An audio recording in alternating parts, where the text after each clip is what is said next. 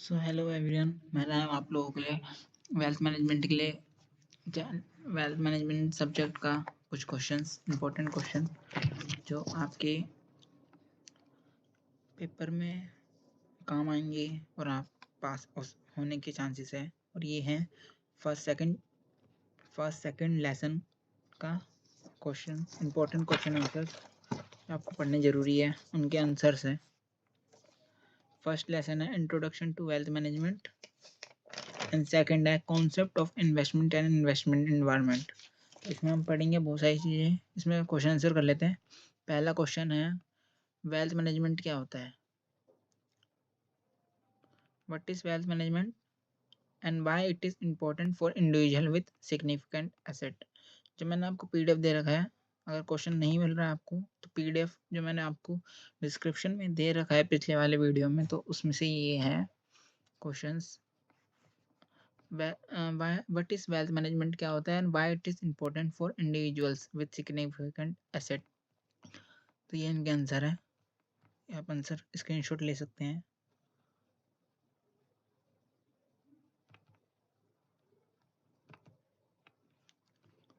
Wealth management is a comprehensive approach to managing an individual finance resource.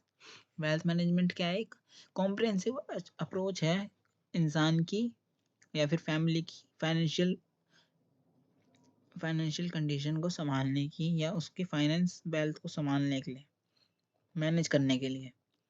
It involves a range of services including investment management, financial planning, tax planning, estate planning, बहुत सारी है, retirement planning. The goal is to grow, protect and preserve wealth over the long term, कि उनकी growth बढ़ी रहे।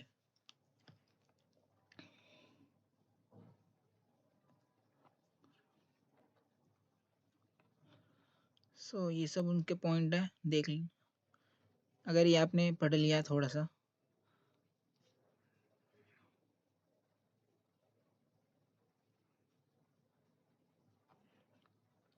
Holistic approach, estate planning, risk management, tax efficiency, ये सब है। फर्स्ट आंसर हो गया आपका। ये सब क्या है, इनके पार्ट्स है, नीड वीड जो भी आप बोल सकते हैं। देन इसके बाद क्या है, identify and describe at least 3 component of wealth management के 3 कंपोनेंट बताओ। वैसे तो ये पीडीएफ में है बट बता देता हूँ आपको। इन्वेस्टमेंट मैनेजमेंट, कि वो इन्वेस्टमेंट वो मैनेजर को, या investment manager, financial adviser, wealth manager जो भी है, वो क्या करते हैं, इन्वेस्टर से बातचीत करते हैं या फिर खुद वो मैनेज करते हैं कहाँ पे पैसा लगाना है, investment, bond, real estate, stock, asset कहाँ पे करनी है खर्च, ठीक है, कहाँ पे एसेट संभाल के रखनी है, कैसे कहाँ पे पैसा लगाना है, कहाँ पे इन्वेस्टमेंट अच्छे से करनी है, सब इन्वेस्टमेंट मैनेजर बताते हैं। इन्वेस्टमेंट मैनेजमेंट में वेल्थ मैनेजमेंट, ठीक है। फाइनेंशियल प्लानिंग क्या आती है, फाइनेंस को लेकर कौन कौन सी प्लानिंग करनी है, बजट, सेविंग, रिटायरमेंट के लिए प्लानिंग, एजुकेशन प्लानिंग, बहुत सारी चीज़ें।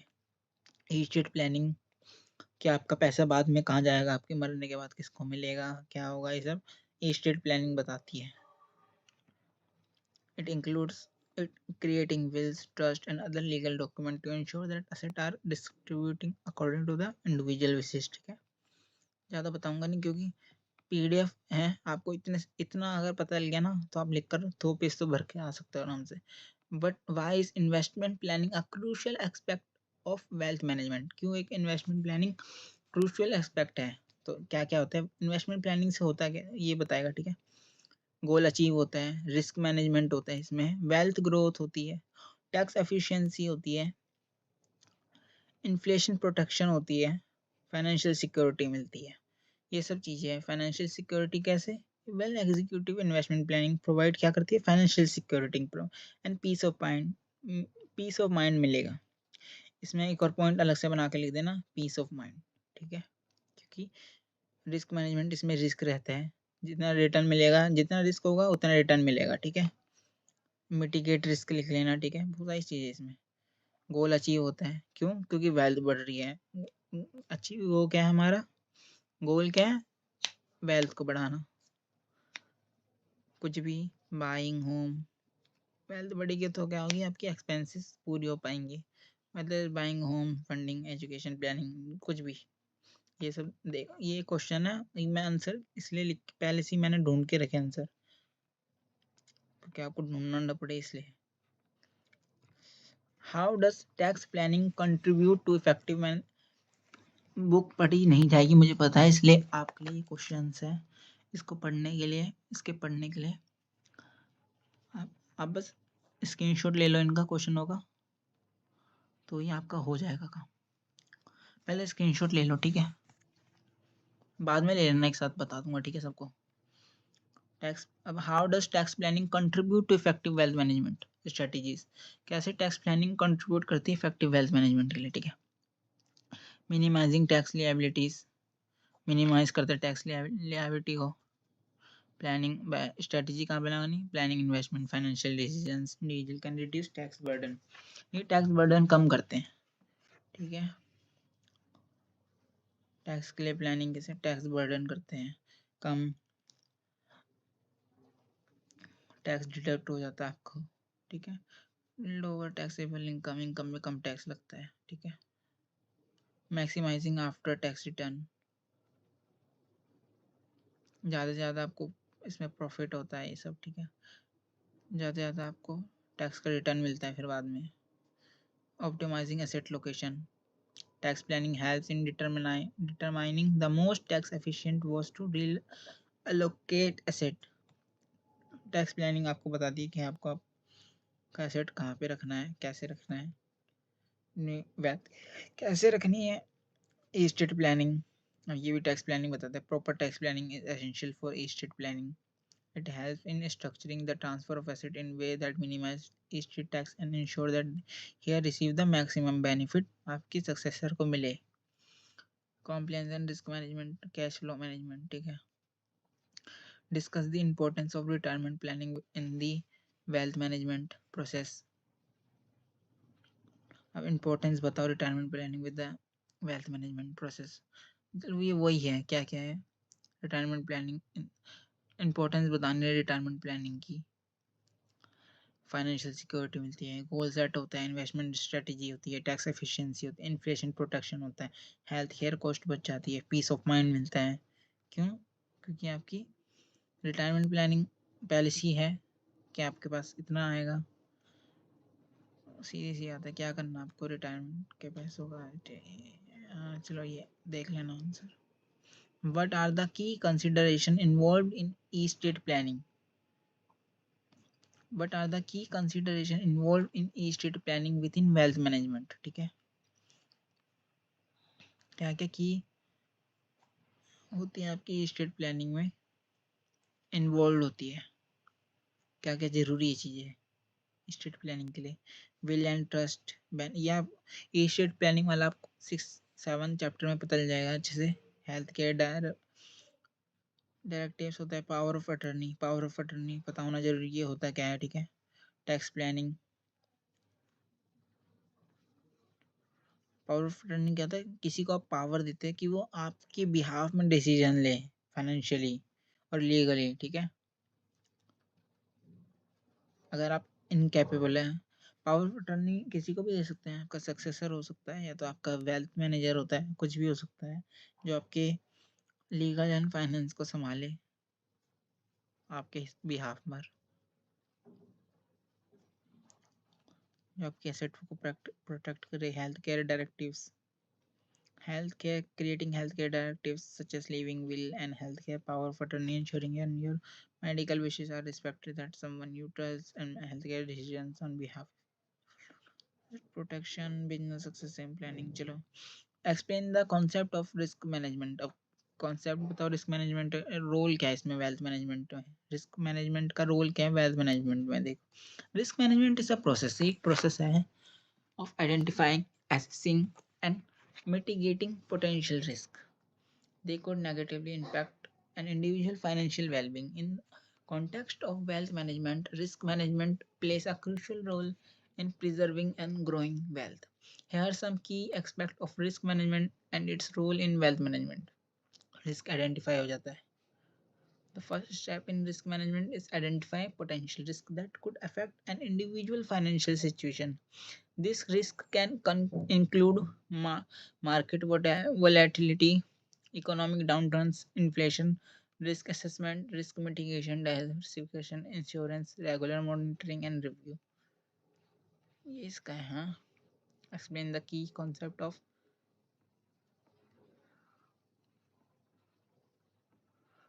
अब इसमें outline the steps involved in the process of wealth management from. वो ये सब आपको 4 चीजें लिखनी है. गोल सेटिंग तो हर एक में आएगा ही आएगा. रिस्क मिटिगेशन बहुत सारी चीजें हैं. रिस्क मैनेजमेंट ये सब चीजें तो आती ही आती रहेगा. इसमें भी आ ही गया. How does wealth preservation fit into the overall wealth management strategy. Wealth preservation is a fundamental aspect of the overall wealth management strategy. It focuses on protecting and maintaining the value of individual asset over time. ये सब वही आ गया, देख लेना. Assess your own financial goal and risk tolerance. How would you develop an investment strategy aligned with this factor? वही आ गया देखो सारे point. Monitor and review, stay for informed and adapt.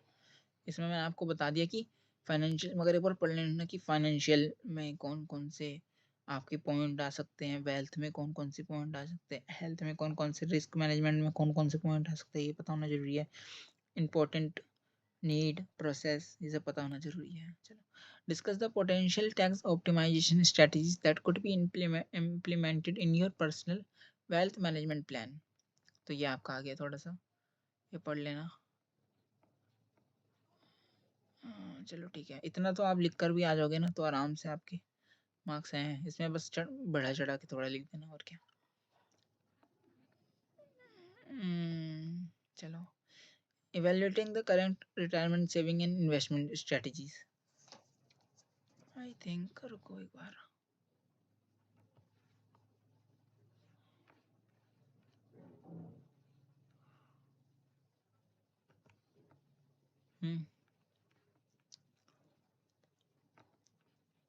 Assess your own financial goal.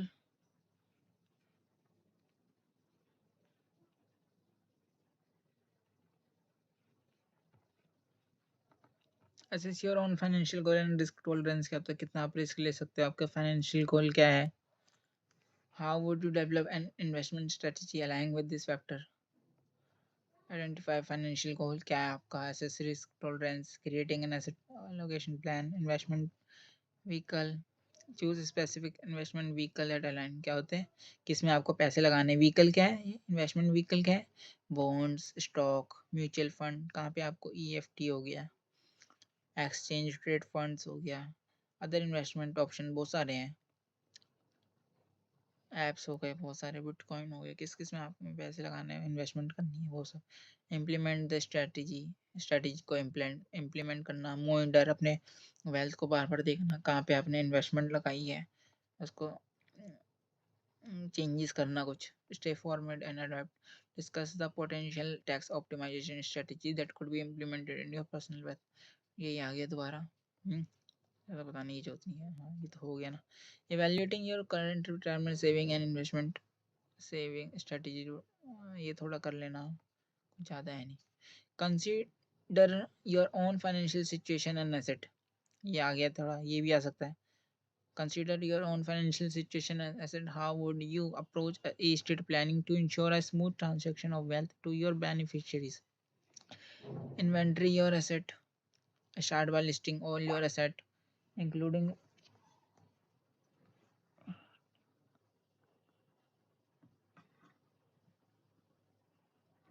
अरे यार message वैसेज आ रहे थोड़े, ये कर लेना. हाँ क्रिएट अ विल को क्रिएट करना. Establish trust. Define your goal. क्या गोल है तुम्हारे, उनको अच्छे से बताना. Identify potential risk that could impact your financial wellbeing. अपना पोटेंशियल रिस्क बताओ कि कितना को इम्पैक्ट योर फाइनेंशियल में हो सकता है, ले सकते हो कि आपका ना फाइनेंशियल बढ़ सके या कैसे हो सके. How would you mitigate this risk through risk management strategy. वही आ गया. Market risk, inflation risk, interest rate risk, credit risk. ये इनका स्क्रीनशॉट लेके खुद पढ़ लो, ये कोई पढ़ने लायक चीज़ें है नहीं क्योंकि ये आएगा नहीं। Reflect on the component of wealth management and their interplay. Component बताना वेल्थ मैनेजमेंट के अंदर इंटरप्ले क्या काम करते हैं ये, तो ये सब ये जरूर, ये मेन पॉइंट है, ये जरूर बन के ऐसे ही आएगा, ठीक है, पढ़ लेना। मगर मैं बता देता हूँ एक बार, फाइनेंशियल प्लानिंग, फाइनेंस के लिए क्या प्लानिंग करते हो आप, अपने इनकम, लायबिलिटी, एसेट क्या है आपकी, ये सब चीज़ें, क्या गोल है आपका, उसके लिए आपको क्या प्लानिंग करनी है, अपने क्लियर गोल को क्लियर करना, सेट करना, लॉन्ग टर्म के लिए, शॉर्ट टर्म के लिए, किस चीज़ के लिए चाहिए, होम के लिए चाहिए, एजुकेशन के लिए चाहिए, रिटायरमेंट के लिए चाहिए, बहुत सारी चीज़ें हैं, किस चीज़ के लिए चाहिए आपके, कार के लिए, एक्सपेंसेस के लिए, किस चीज़ के लिए आपकी प्लानिंग करनी है, वो सब financial planning, investment planning, management, invest करने के लिए कहाँ पे आपको इन्वेस्ट करना है, स्टॉक में, बॉन्ड में, रियल में, कितना आप रिस्क ले सकते हैं, सब टैक्स प्लानिंग, टैक्स आपको कम से कम भरना पड़े और ज़्यादा से ज़्यादा आपको टैक्स से बेनिफिट हो आफ्टर इनकम, ठीक है। रिस्क मैनेजमेंट, कितना आप रिस्क ले सकते हैं, ठीक है, कितना आप में पोटेंशियल है, मार्केट फ्लक्चुएट जब हो जाती है तो कितना आप रिस्क सह सकते हैं, ये सब है। जितना रिस्क होगा उतना रिटर्न मिलेगा, रिटर्न कैसे भी हो सकता है, गेन लॉस, ठीक है। एस्टेट प्लानिंग वही है, आपको आपकी डेथ के बाद या आपके विल के बाद आपके सक्सेसर को आपकी वेल्थ मिलेगी, उसको मैनेज करना है वो, ठीक है, ये सब। रिटायरमेंट प्लानिंग, रिटायरमेंट के लिए क्या क्या प्लानिंग है, क्या करना है, कितना वो एक्सपेंस हुआ, कितना सेव होंगे, पीएफ वीएफ होते हैं, वही है सब। मॉनिटर एंड रिव्यू, मॉनिटरिंग करना, रिव्यू करना अपनी फाइनेंशियल वेल्थ को। What is difference between investment, अभी आ जाते हैं दूसरा लेसन। दूसरा लेसन, अभी हम फर्स्ट और सेकंड लेसन में है, तो ये दूसरा लेसन आ गया है। दूसरा लेसन है हमारा concept of investment and investment environment. तो ये एक बार ना मैं आपको ना सेकंड लेसन का ना सारे आंसर बता देता हूँ कि आपको वीडियो में ज़्यादा देखना ना पड़े, तो मैं बता देता हूँ, सीधा देख लो।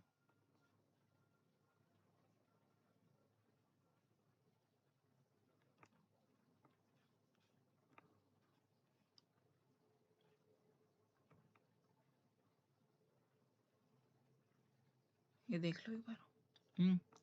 What is difference between investment and, ये फर्स्ट, ये दूसरा क्वेश्चन यहाँ से स्क्रीनशॉट लेना है या देखना है, यहाँ से देख लेना, क्योंकि इतना मैं टाइम वेस्ट नहीं करना चाहता कि कोई मेरी बातें सुने। तो ये सीधी सी बात है कि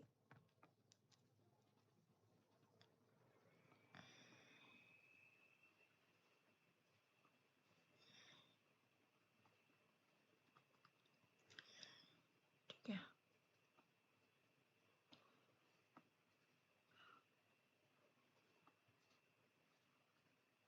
डिफरेंस, डिफाइन कैपिटल प्रिजर्वेशन, ये सब इतना भी पढ़ लिया तो बहुत है भाई।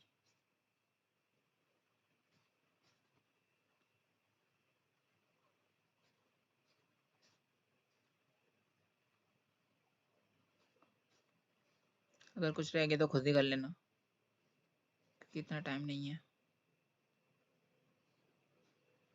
वीडियो को ऊपर नीचे कर लेना, 2x मिनट, 0.5 तो इतना हो गया। अब लेसन पहले का भी आ ही देते हैं ना, पहले का कुछ रह गया हो तो।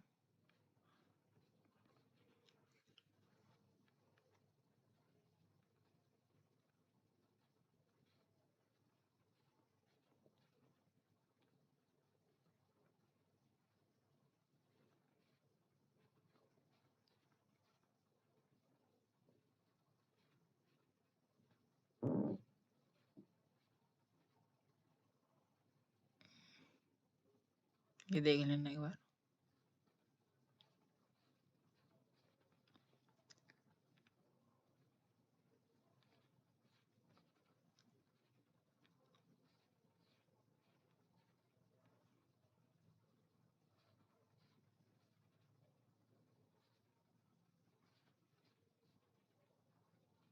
ये इनके आंसर्स है कि आपको क्वेश्चन बार बार ढूंढना ना पड़े एक करके, तो मैंने एक ही बारी में ढूंढ दिया आपके लिए। फर्स्ट और सेकंड लेसन है ये। सेकंड लेसन आपको मैंने पहले दिखा दिया, फर्स्ट लेसन का मैंने आपको करवा दिया था सारे आंसर वैसे तो, बट एक और बार स्क्रीनशॉट किसी को लेना है तो ले सकते हैं, क्योंकि इतना मैं भूल नहीं पाऊंगा, इसलिए सारे एक जैसे पॉइंट है, ठीक है, इसलिए आप ज़्यादा से ज़्यादा हर एक क्वेश्चन को डिटेल में पढ़ेंगे ना जो भी मैंने बताया, तो आराम से आपको हो जाएगा।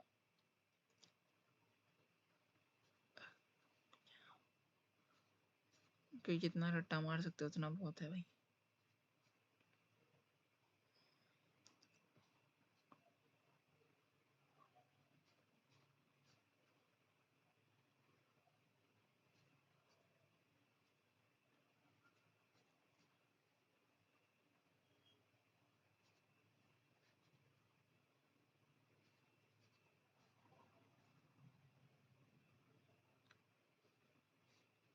व्हाट इज अब आ चुके हैं सब, मैंने स्क्रीनशॉट ले लिया ना सबने, तो इसके बाद आते हैं what is difference between investment and speculation. होता क्या है इन्वेस्टमेंट, क्या होता है, इनका प्राइमरी गोल क्या होता है, ये सब चीज़ें। Investment are two distinct approach to allocating capital, capital को आपको बढ़ाना होता है, ठीक है, each with different goal strategy and risk level. सबका मतलब क्या होता है,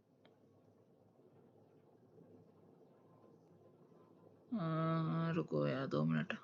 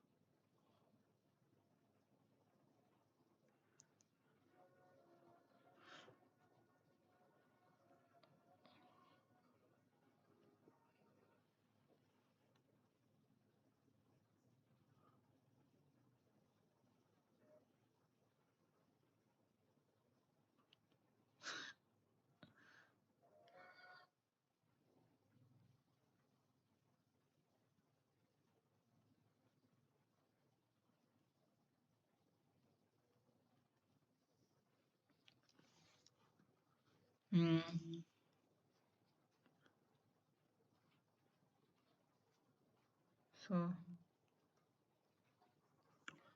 इन्वेस्टमेंट और स्पेकुलेशन में अंतर क्या होता है, इनके गोल्स अलग होते हैं, अप्रोच।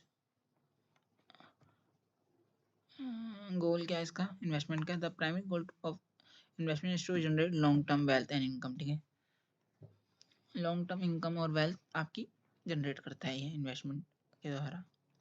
इन्वेस्टमेंट का प्राइमरी गोल यही होता है, through the appreciation of asset, asset को बढ़ाना और रेगुलर इनकम स्ट्रीम, और इनकम की अलग अलग, वो अलग अलग जगह से आपकी इनकम बढ़ाना, रेगुलर डिविडेंड इंटरेस्ट जहाँ से आपको आते रहे, स्टेक स्टॉक में से, ठीक है। Strategy, investment are typically made based on through research and analysis of the asset fundamentals such as financial health, growth potential and market conditions.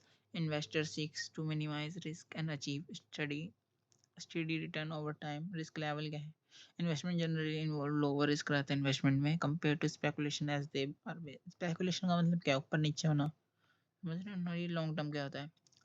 अब एग्जांपल में क्या है इसका, स्टॉक हो गया, रियल एस्टेट हो गया, buying share of a well-established company with strong financial and growing prospects.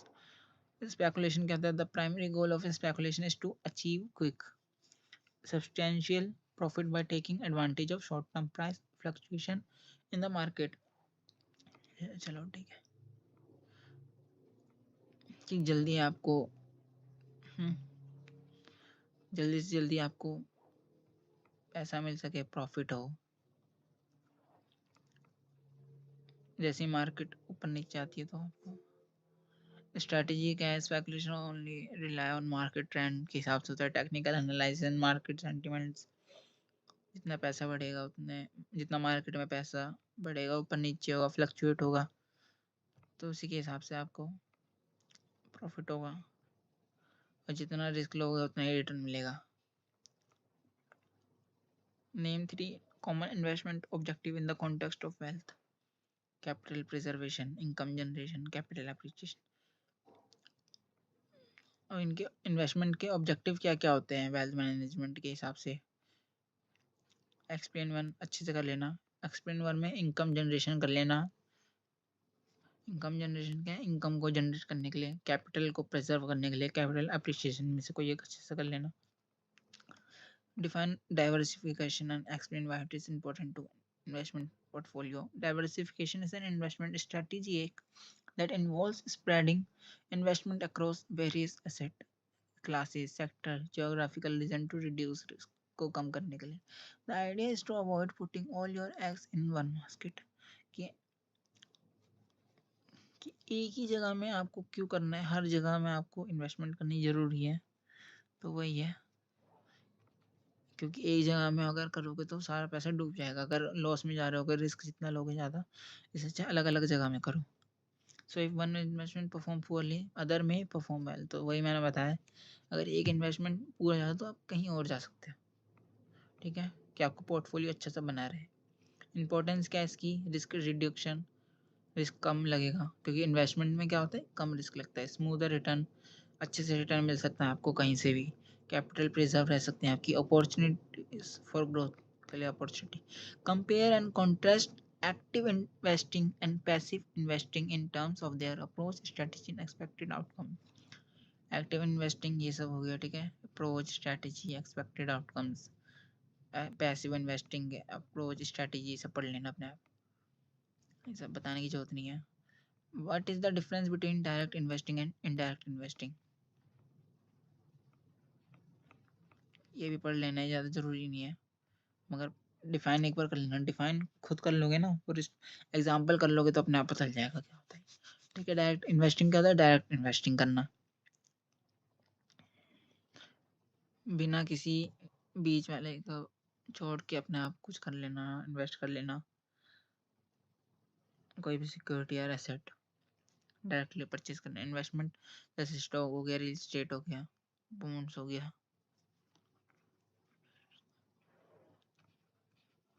अब इनडायरेक्ट क्या हो गया, इनडायरेक्टली, जिसमें आप प्रोफेशनल की हेल्प ले सकते हो.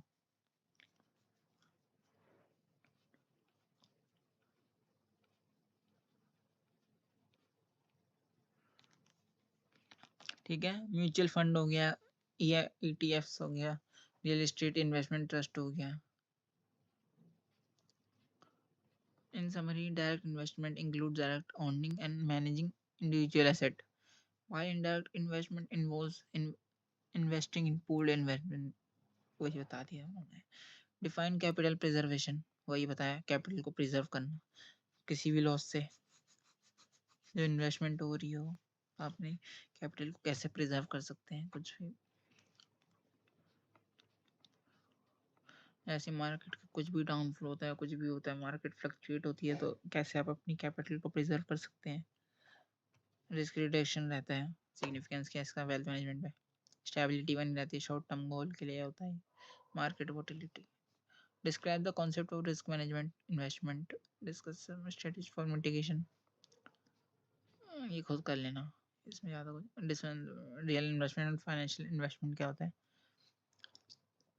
Real investment involves allocating capital to tangible. Tangible क्या होते हैं, जो दिखाई देते हैं.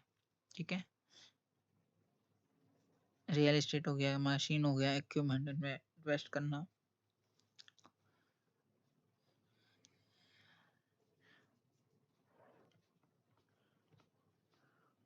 Name 3 type. और इसमें शायद से फाइनेंशियल नहीं आया. फाइनेंशियल में क्या होता है आपको, जो इंटेंजिबल होते हैं. ठीक है, ये स्टॉक हो गया, ये सब हो गया, stock, bonds. Name 3 types of real investments. Real estate हो गया, कमोडिटीज, इंफ्रास्ट्रक्चर, ये सब होते हैं. ठीक है, ये अपना एक बार फाइनेंशियल इन्वेस्टमेंट देख लेना. हाँ, compare and contrast capital appreciation, income generation. S ये ज़्यादा पढ़ने की जरूरत नहीं है, वही बता दिया था मैंने, ये पढ़ लेना मगर एक बार. इन्वेस्टमेंट ऑब्लिगेशन हायर खुद ही पढ़ लेना एक बार, ज़्यादा कुछ ज़रूरत होती नहीं इनकी। चलो इतना ही है आज के लिए, बहुत 30 मिनट वीडियो ख़त्म हो जाएगी। तो चलो बाय, अगला पार्ट चाहिए तो कमेंट करना।